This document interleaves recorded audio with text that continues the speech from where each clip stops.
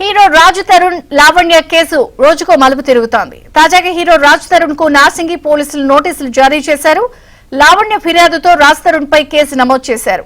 ఎల్లుండిలోపు విచారణకు హాజరు కావాలని నోటీసుల్లో తెలిపారు. బిఎన్ఎస్ 45 కింద రాజ్ తరుణ్ కు నోటీసులు జారీ చేశారు.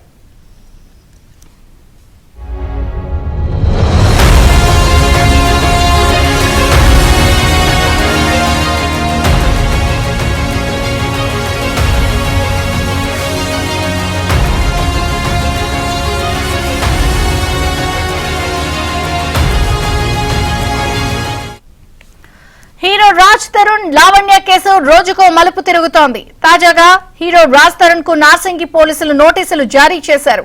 లావణ్య ఫిర్యాదుతో రాజ్ తరుణ్ పై కేసు నమోదు చేశారు.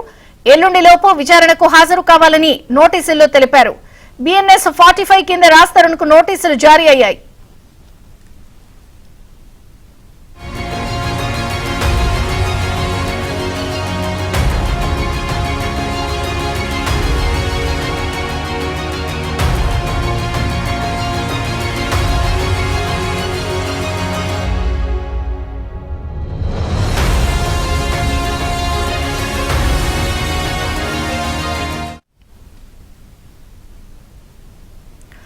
హీరో రాజ్ తరుణ్ లావణ్య కేసు రోజుకో మలుపు తిరుగుతోంది. తాజాగా హీరో రాజ్ తరుణ్ కు నార్సింగి పోలీసులు నోటీసులు జారీ చేశారు. మరిన్ని వివరాలు మా క్రైమ్ ప్రతినిధి ప్రవీణ్ అడిగి తెలుసుకుందాం. ప్రవీణ్,